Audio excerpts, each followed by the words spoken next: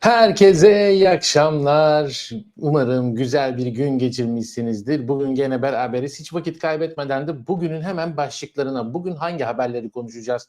Onlara geçelim. Bir bakalım. Markanın Arda isyanı diyeceğiz önce. Ve daha sonra takipsizlik kararı kaldırıldı. Önemli bir haber. Türkiye açısından önemli bir haber. Bertu Elmaz gidiyor dedikten sonra Beşiktaş'taki ilk hedef, ilk transfer hedefinden bahsedeceğiz.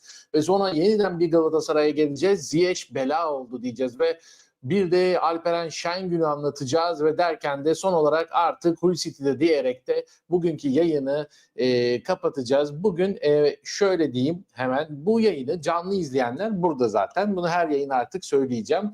Ama canlı izlemeyenler için, bu yayını daha sonra izleyenler için şurada Arda Güler'in fotoğrafını gördüğünüz yere kadar ilerletin. Orada birazcık ufak bir muhabbet yapacağız biz. Canlı yayından sonra izleyenler burada Arda Güler'i gördükleri yere kadar ilerletebilirler. Tam orada haberi anlatmaya başlayacağım. Fenerbahçe ne oynadı abi? Dur, en baştan başlayalım. Metin Baysal hoş geldin. Çağla Koca Mustafa Paşa. Çağla Koca Mustafa, özür dilerim. Datça'dan selamlar diyor. Datça'ya da selamlar. Motivation Corner hoş geldin. Hayri Alem, Koray Güneş hoş geldin. Koray Güneş herkese Madrid'den selamlar diyor. Biz de Madrid'e selamlarımızı gönderelim.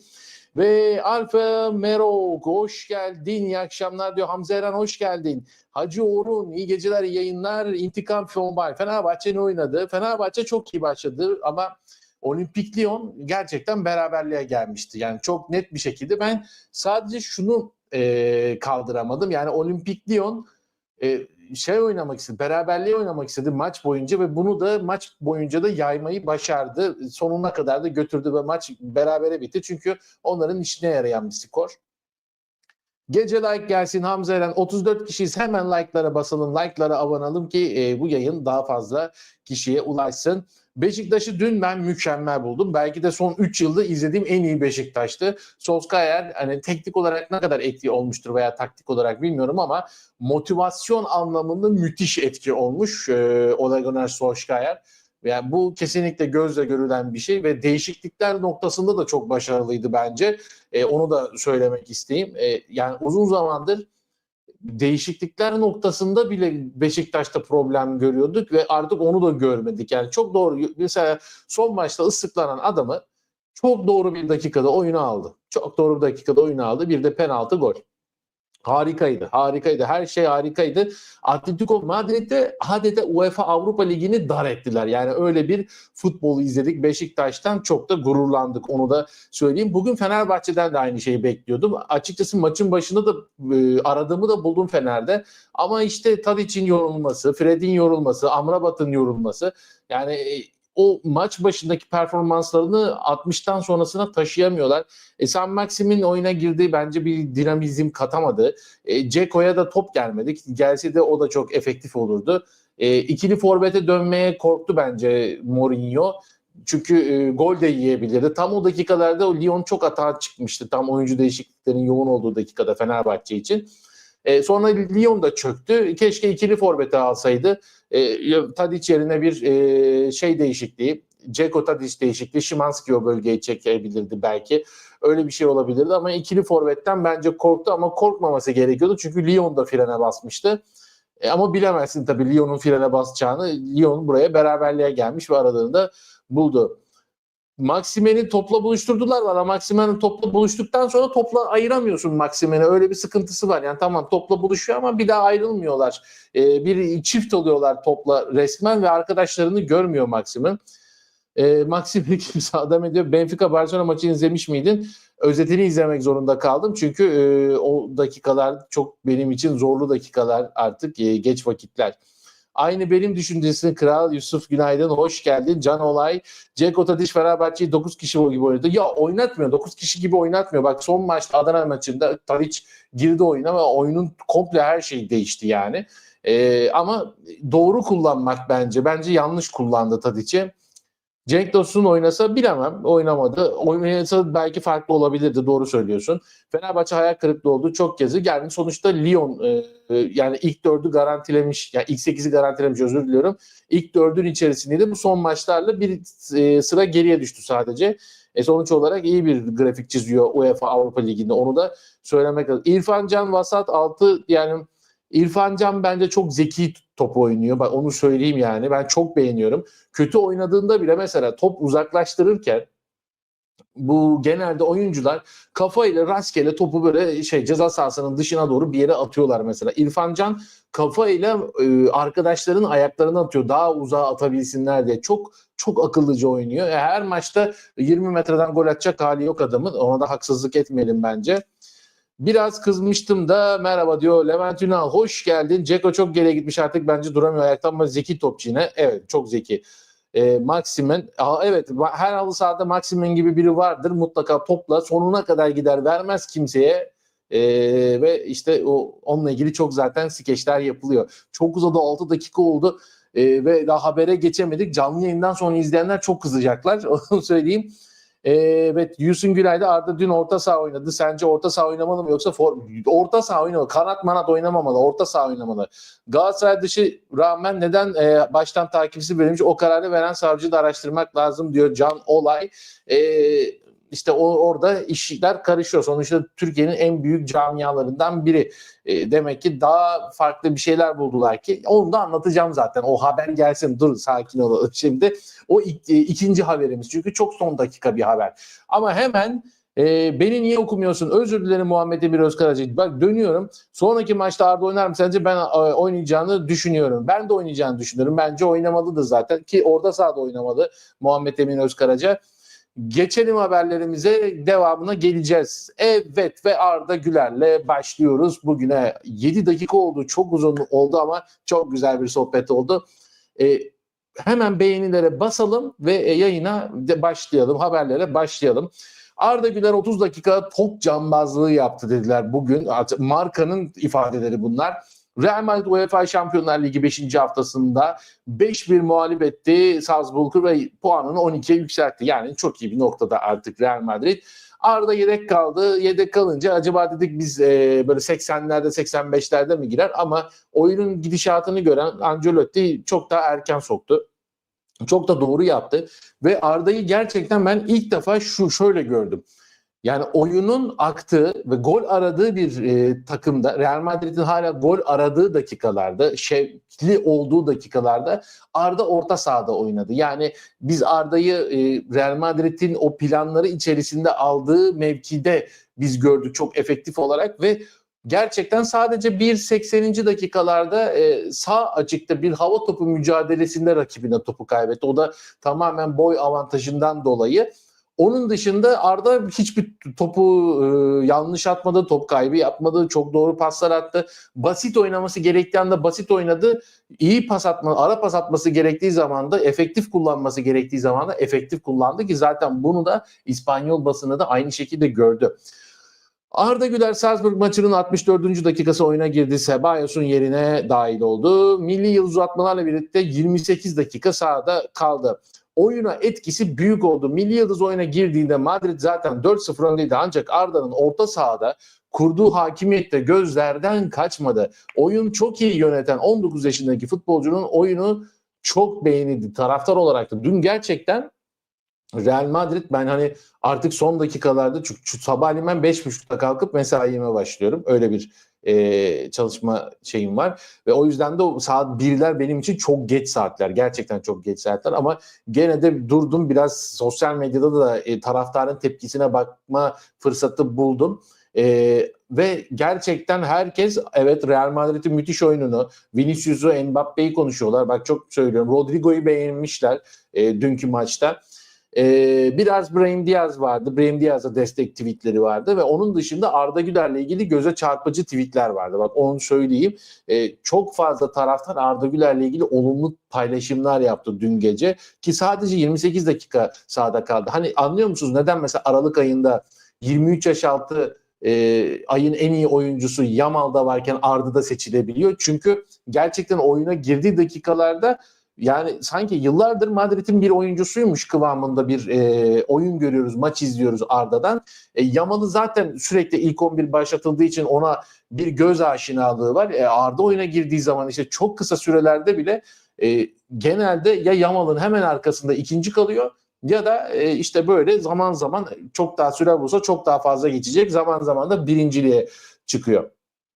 Öte yandan İspanya'nın yüksek tirajlı gazetelerinden Marca, kim yani yüksek tirajlı falan çok düşük kalmış, Marca İspanya'nın en büyük gazetesi. Maçın ardından Arda Güler'e ayrı bir paragraf açtı. İspanyol köşe yazarı Joan Igano Garcia milli futbolcu ile ilgili şunları yazdı. Arda Güler yarım saat oynadı ve klasını gösterdi. Bu direkt Garcia'nın Marca'da yazdığı haberin birebir çevrimi. Arda Güler yarım saat oynadı ve klasını gösterdi. Ne zaman oyuna girse Santiago Bernabéu'da büyük bir coşku yaşanıyor. Çünkü çok az oynuyor, çok az görülüyor. Onun kalitesinde çok az oyuncu var ve Salzburg karşısında sahada kaldığı kısa sürede resital verdi. Madrid'in sahip olduğu orta sahayla onu ilk 11'de görmek zor ama çocuğun sahip olduğundan daha fazla süreyi hak ettiğine şüphe yok. Güler için daha fazla dakika lütfen diyerek de Ancelotti diye not göndermiş bu köşe yazarı Juan Ignacio Garcia. Ancelotti için yazmış o küçük notu. Güler için daha fazla dakika lütfen diye. Bunlar güzel haberler. Bunlar işte bizim İspanyol basınında görmek istediğimiz haberler. Ki zaten Arda Güler de oyuna girdiği kısa sürelerde de bu güveni veriyor. Bu coşkuyu veriyor. Yani taraftara veriyor, izleyenlere veriyor. Ve bence gelecekte de işte dün gördük Arda Güler'in orta sahada. Yani genelde Rodrigo'nun veya Brahim Diaz'ın çıktıktan sonra sağ açıkta görüyoruz Arda Güler'i.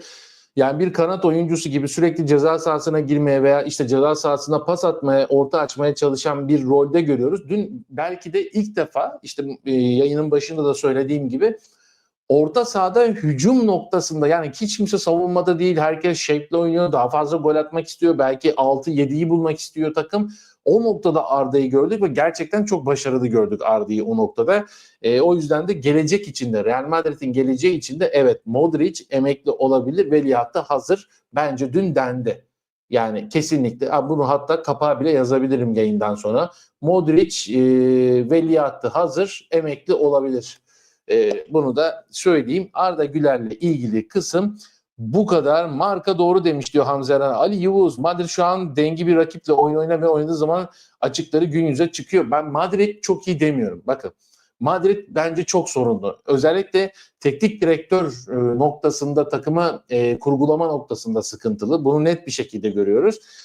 Ama Madrid oyunun içerisindeyken Madrid'in bir maestrosu var ve o maestrosu oyuna girdiği zaman Arda Güler oluyor. Oyunda değilken Modric oluyor, Bellingham oluyor, Valverde oluyor. Bir sürü maestrosu var ama Arda Güler bunlardan biri ve burada bence kendini kanıtladı. En azından taraftara ve yönetime kanıtladı. Hani Ancelotti'ye ne kadar kanıtladı bilemem ama taraftar ve yönetim bu konuda kesinlikle hemfikir yani. Arda Güler bu takımda her maç çok rahat ilk 11 oynar. Maçı zekasıyla yönetiyor Muhammed Emir Özkaraca diyor. Evet, bence de öyle. Frickingen müsaade, herkese büyük küçük demeden talimat da veriyor yeri gelince Arda. Evet onlar bak gözümde kaçmıyor benim de. Ben de fark ediyorum. Yani bir şeyler diyor mesela Mbappe'ye falan, şöyle bir şeyler diyor. Maç durmuş mesela, faul olmuş. Serbest vuruş kullanılacak. Arda Güler Mbappe diyor şöyle böyle bir şeyler anlatıyor. Şuraya git falan filan diye. Onları ben de görüyorum. Hani dünkü maç özelinde değil, genel olarak görüyorum onu. İsa Yılmaz, hoş geldin İsa. İntikam filmi Nuri Hoca beklenen sonra konuştu. Evet, o maalesef onu ben bültene almadım. Üzgünüm ne yazık ki ama Nuri Hoca belki biraz daha beklenebilirdi ama sen Madrid'i savundun. İyi akşamlar Oltay Poyrazoğlu, Özge Avcı da burada. Bakın bize Rodrigo bu kadar konuşulmadı Real Madrid'de diyor. Çok iyi bir dağıtıcı, çok iyi top kuruyor diyor Hamza Eren. Bakın bize gene mi Arda? Hayır, gene Arda değil. Şimdi geçiyoruz Galatasaray'a.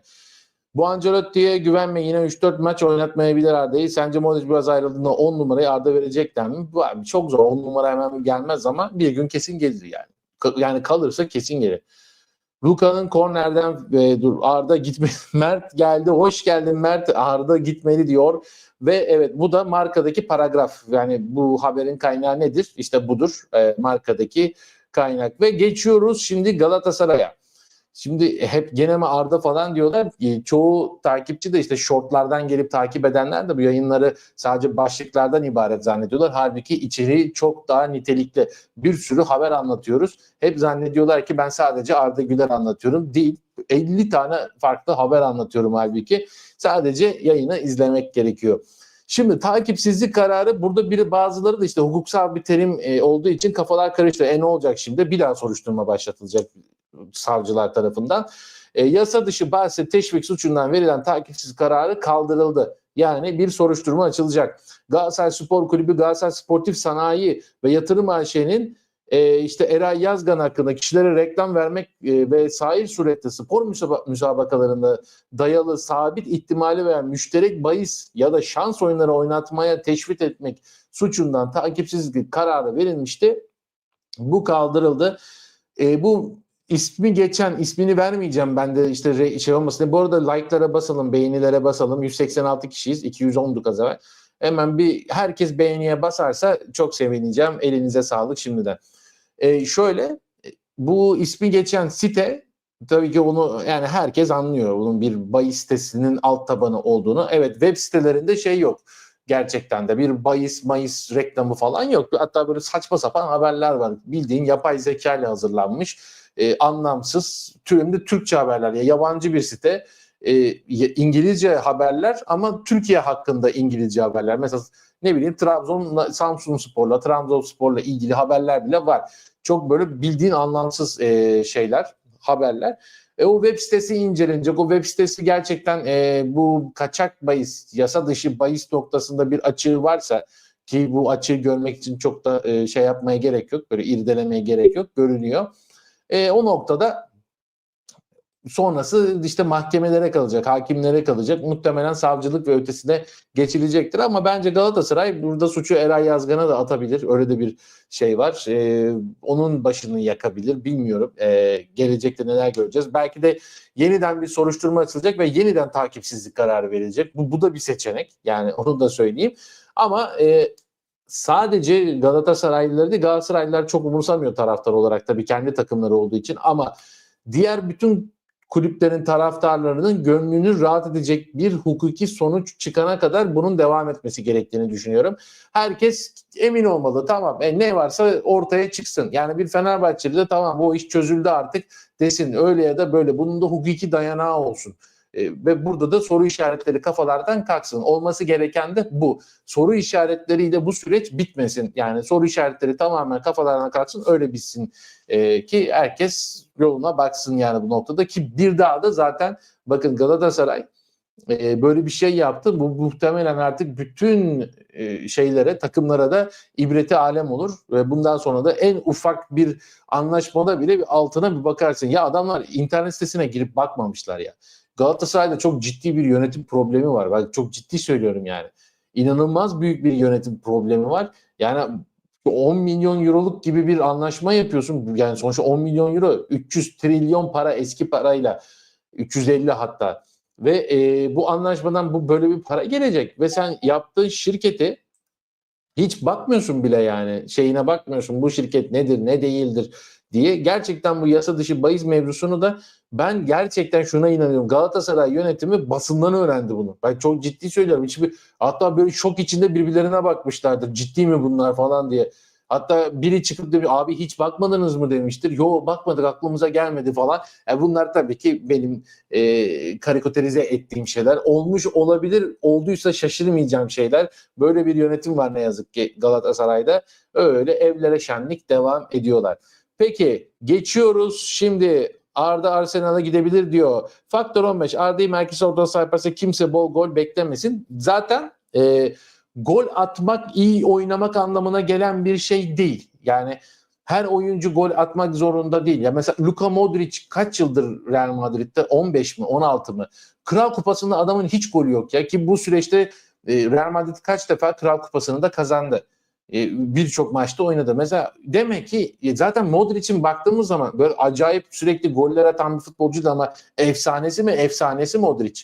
Yani o noktada oynadıktan sonra artık asistlerinle, oyun kurulumunla, oyununa katkınla, oyunu nasıl yönettiğinle ilgili öne çıkacaksın. Bu noktada yıldızlaşacaksın. Evet, bence de gol çok beklememek gerekiyor bu noktadan sonra. Ama mesela iyi asistler veya iyi atak başlangıcı pasları, öldürücü paslar bekleriz ki bunları zaten de görüyoruz. Arsenal 90 milyon euro vermeyecek. Akta yandı, sen yazıyorsun bunları, bana kızıyorlar sonra yayından sonra. Sen nereden biliyorsun Arsenal'ı falan diye. Köln'den selamlar. Kako 20 hoş geldin Köln'e. Köln'deki yurttaşlarımıza da selamlar iletelim buradan. Yukarıda bir yazıyı kaçırdım. Vedat Akay. Barça'ya gitsin, ilk Barça istedi. Arda Reyli kabul etti. 90 milyon süper diyor. Arda'yı merkez ortası, onu okumuştum. Cimbom'um ne yapıyor diyor Hamza Eren. Aklım fikrim almıyor. Benim de almıyor. Bence en sonunda hiçbir topçuya teklif yapmadık ki bizim istediğimiz buydu deyip ismi çıkmayan süper. Bence de ya. Bence o şeyde de Cengiz Ünder futboldan soğumuş, halbuki Roma'da yeni Totti olarak görülmüştü ilk zamanlar. Çok çabuk söndü Cengiz Ünder. Ben de şaşırdım.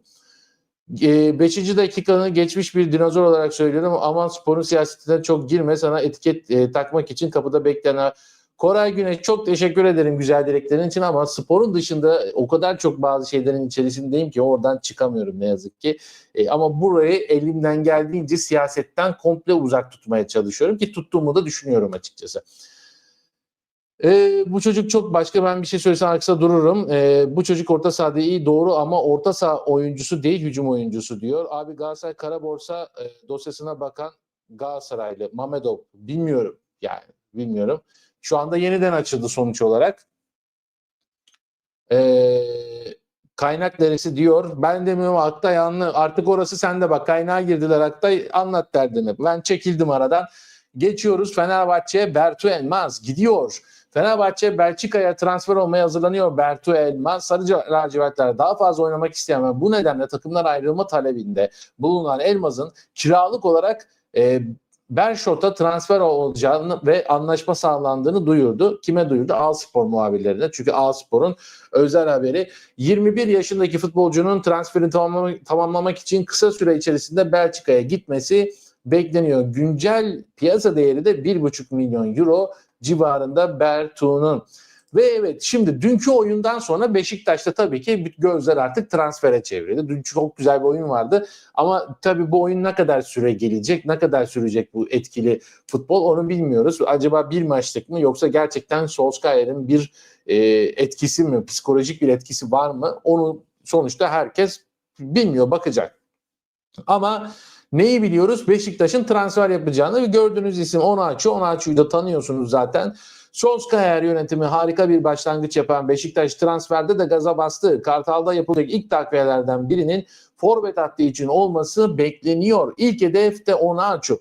Ülkemize daha önce Trabzonspor forması da giyen Paul Onaçu forvet listesinin ilk sırasında yer alıyor. Şu anda Premier Lig ekiplerinden Southampton forması giyen Nijeryalı'nın 2026 sezonun sonuna kadar kontratı bulunuyor. Onaçu'yu ben Trabzon'da da beğeniyordum. Bence 3 büyüklerde de bir takımda oynayabilecek kalitede, ki zaten 4 büyükler deyince Trabzon'da geliyor.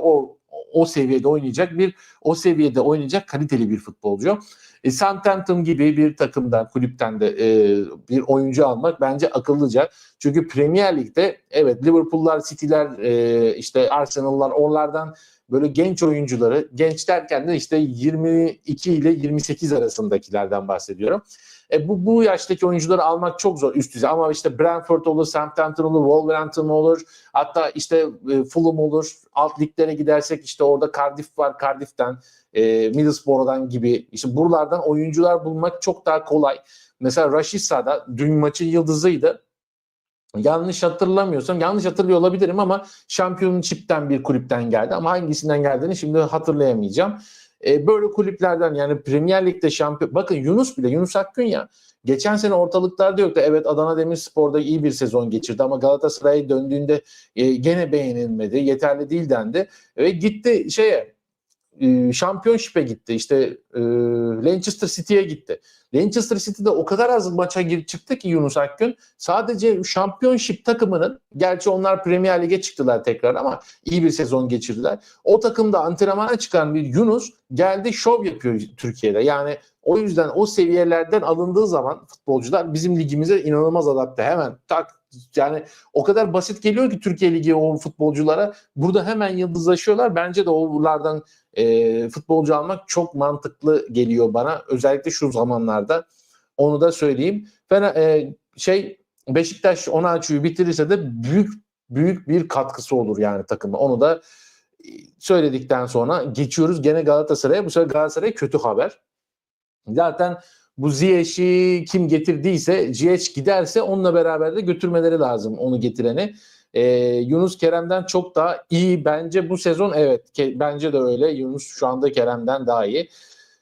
Avrupa Şampiyonası şu yazı güzel. Ercan, Cengiz, Emre Mor, Enes, bunlar 2016 Avrupa Şampiyonası'nda genç jenerasyonun kayıp oyuncuları oldular. Evet, Türkiye yıldızlaşmış genç yetenekleri çok çabuk tüketiyor ama bence bu yeni dönemde bunu aştık biz. Bana öyle geliyor açıkçası. İşte Hakan Çalhanoğlu yaşlanacak, gerçi o da 30'larına yakın olacak yanlış hatırlamıyorsam. Bir sonraki Euro Cup'ta ondan bahsediyorum. Dünya Kupası zaten seneye.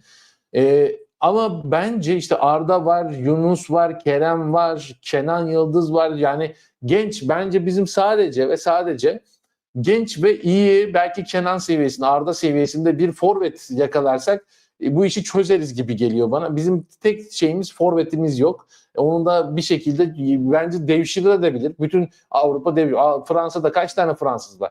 Ya İsviçre milli takımında Mehmet Aurelio oynamadı mı Türk milli takımda? Başarılı da olduk ya Aurelio. Adam İstiklal Marşı'nı ezbere biliyordu Brezilyalı. Fenerbahçe'nin Türk futboluna kazandırdığı en büyük değerlerden biridir. Mario Aurelio'ydu geldiğinde, Mehmet Aurelio oldu. Yani böyle bir şey de yapılabilir bence. Çok da benim kendi şahsi fikrim yanlış değil. Ama yanlış olanlar da var. Onların da fikirlerine saygı duyuyorum tabii ki. Ziyech gitmiyor. Ziyech haberine geçelim. Galatasaray Teknik Direktörü Okan Buruk tarafından kadro dışı bırakılan Hakim Ziyech kulüpte kriz çıkarmış durumda. Ara transfer döneminde başka takımlara görüşecek, oynamadığı için mutsuz ve ayrılmaya yakın dese de Ziyech kulüpten ödeme bekliyormuş. Galatasaray sözleşmesinin fesih olarak Ziyech'e 2.9 milyon euro vermesi gerekiyormuş. Ziyech de bunu istemiş. Eğer bunu vermezseniz ben gitmem diyor. Yani kulüp bulamamış. Kimse Ziyech'i almak, Arap kulüpleri bile satın almak istemiyor şu anda Hakim Ziyech'e. O da diyor ki benim içeride 3 milyon ne kadar euro mu? Euro. 3 milyon euro param kaldı. Onu almam lazım diyor ama yani bence dünyada en azından UEFA noktasında, yani FIFA noktasında nasıl yapılır bilmiyorum ama en azından UEFA noktasında futbol etik kurumu diye bir şey, kurulu diye bir şey kurulmalı bence. Çünkü Hakim Ziyech Galatasaray'ı bile bile sabote etti. Sakatlık numarası yaptı. Bakın çok net söylüyorum. Sakatlık numarası yaptı bu adam. Haftalarca sakat kaldı. 2 haftaya gelecekti. Onun üzerine 6 hafta neredeyse sakat ve oynayamadı. Oynadıkları maçlarda resmen dalga geçer gibi ayağına gelen her topu görüyor, kaleye şut çekiyor dağlara taşlara. Kalenin önünde bomboş kale, bomboş bir kale var, bir kendisi var, bir top var. Sadece şöyle dokunsa, üflese kaleye girecek. Topu stadyumun dışına attı. Yani Molde maçında oyuna girdi. Onun tuttuğu noktadan işte Galatasaray gol yedi, sabote etti o maçı. Büyük bir karaktersizlik örneği. Hani büyük bir karakter denir ya bazı futbolcular için. Ziyech de bunun tam tersi bir örnek.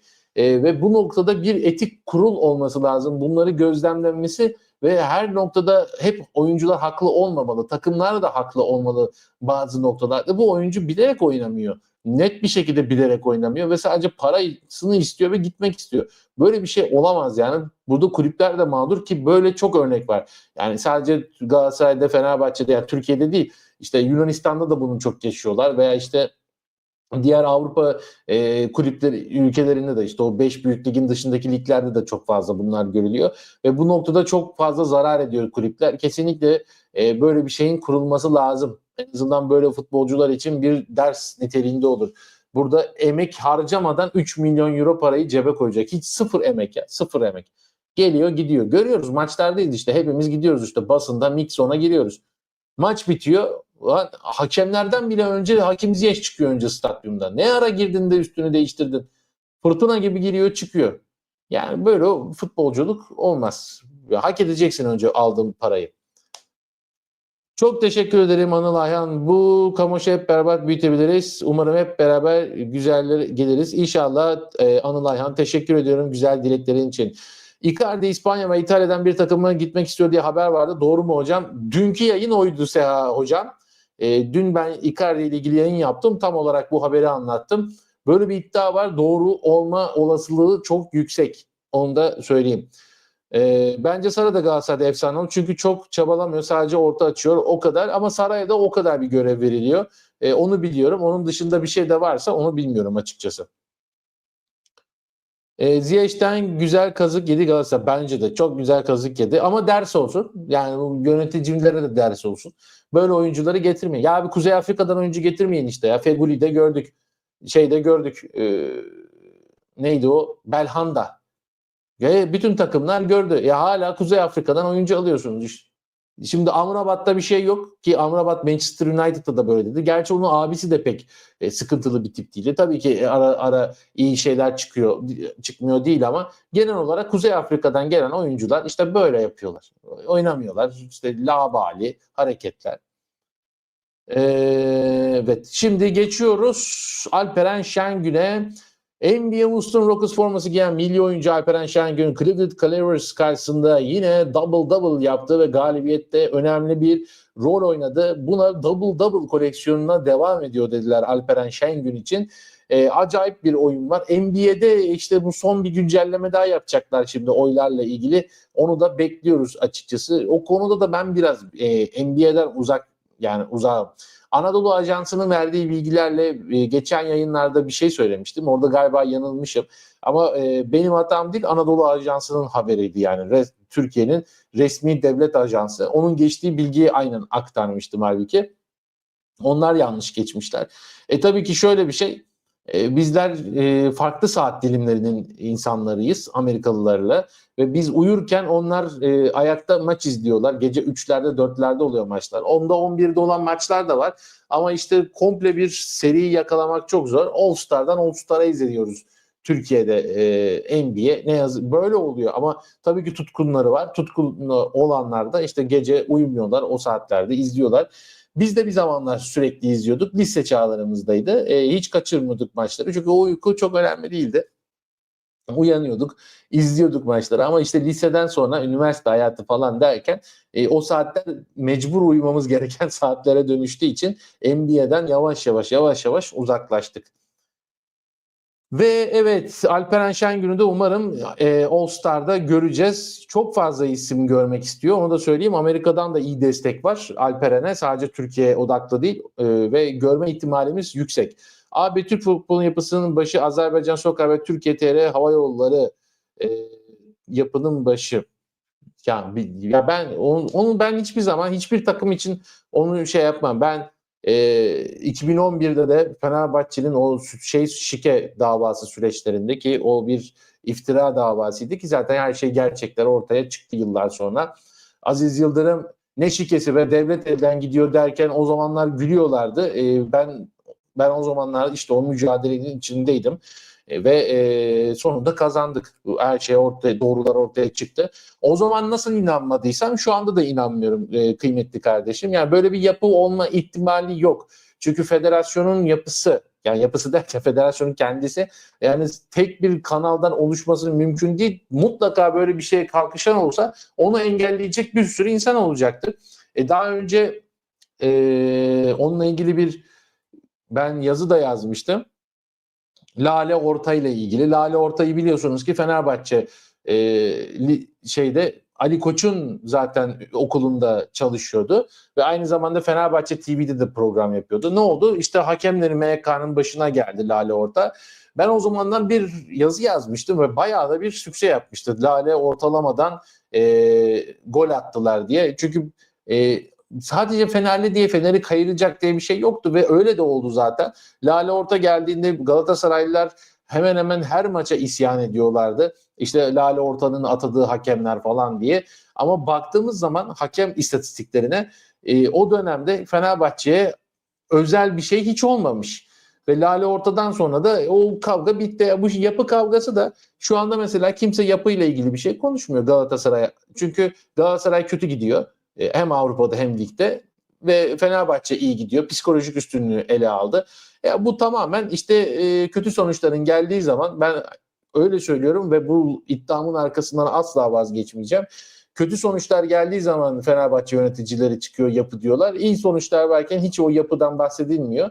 O yüzden ben taraftara yönelik bir strateji olduğunu düşünüyorum ki öyle de, ve bu taraftarda da nüfus buldu. Çünkü son maçta, yani 2 hafta önceki maçta taraftarlar birbirine girdiler Kadıköy'de.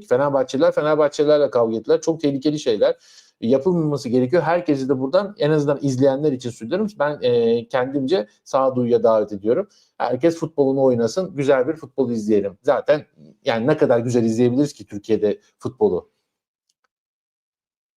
Evet, Vakıfbank bu sene Şampiyonlar Ligi'nde final yapabilir mi? Yapabilir. Yani genelde zaten o Şampiyonlar Ligi'ni Türkler kazanıyor. Kaçırmıyoruz. Geçen sene yarı finalde Vakıfbank, Eczacıbaşı ve Fenerbahçe vardı yanlış hatırlamıyorsam. Yarı final için bir tane de yabancı takım vardı. Böyle acayip şeyler. Bunları mesela futbolda göremeyiz, böyle bir şeyleri, ama voleybolda görüyoruz. Çünkü voleybolda Türkiye gerçekten bir dünya markası. Yani bütün voleybol sektörü Türkleri konuşuyor. Yani kadınlarda tabii ki de, erkeklerde o kadar bir şeyimiz yok da. Gene iyi yerlerdeyiz, erkeklerde de kötü değil, ama kadınlarda kesinlikle dünya markası. Evet, son olarak da Lincoln Henrique, o da artık Hull City'nin oyuncusu, kiralandığı Fenerbahçe'den Hull City'ye. Yani Acun boşta bırakmadı oyuncusunu. Fener'de oynatamıyorsam, as başkanı olduğum takımda oynatamıyorsam, sahibi olduğum takımda oynatırım dedi. Ve Lincoln Henrique'yi renklerine bağladı. Onun da hayırlı olsun diyoruz Lincoln'e. Umarım orada da iyi bir istatistik yakalar, iyi bir kondisyon yakalar ve Fenerbahçe'ye gelir. Ben Henrique'nin oynadığı ilk sezonu çok beğeniyordum ama evet, bir düşüş yaşadı yani, onu da söylemek lazım. Bey Keskin Gümüş, teşekkür ederim. Son 142 kişiyiz. Hadi like'lara basalım, beğenelim yayını ve bugünkü yayının da sonuna gelelim. Hepinize teşekkür ediyorum. Gözünüze kulağınıza sağlık. Güzel bir yayın oldu. Çok teşekkür ederim. Bu arada bunu İbrahim Çakır, kaçırmışım yorumunu. Çok kaliteli, senin güzel dileklerinden dolayı teşekkür ederim. Abi, Türk Hava Yolları ve Sokar bu ligi organize ediyor. Kara para aktarıyor. Bak, ben Mehmet'e bunu diyemem abi. Şimdi yani bu yazından dolayı bana dava açabilir. Yani şu an Türk Hava Yolları'nın bir yetkilisi, ki bunlar tehlikeli şeylerdir. Biz yaptığımız işten dolayı yazdıklarımıza, çizdiklerimize o kadar dikkat ediyoruz ki. Ya böyle bir şeyi ben mesela söyleyemem. Yani yanlışlıkla birazına kadar okudum ama bana dava açarlar. Benim de hayatımı mahvederler yani. Çünkü bu çok çok çok ciddi bir iddia. Çok tehlikeli bir iddia yani. Bunu kanıtlayamam. Kanıtım varsa ben söylerim. Kanıtım varsa, elime böyle bir kanıt geçerse burada çatır çatır söylerim. Ama kanıtım yokken böyle bir şey söylemem mümkün değil. Onu da ileteyim. Doğru duymuşsun Hamza Eren. Aynen öyle ve o konuda Hull City taraftarının da Acun'a birazcık şeyi var. Tepkisi var. Söyleyeyim yani. Çok çok fazla yani başarı da gelmedi orada futbol noktasında, ki işte Premier Lig hedeflenirken Championship'ten düşme durumları var. Bu sene de kötü gidiyorlar. Koray Güneş, teşekkür ediyorum. Kendinize iyi bakın. Hoşça kalın. Beni izlediniz, dinlediniz. Gözünüze, kulağınıza da sağlık diyeyim ve bir sonraki yayında görüşmek üzere. Tekrardan hoşça kalın.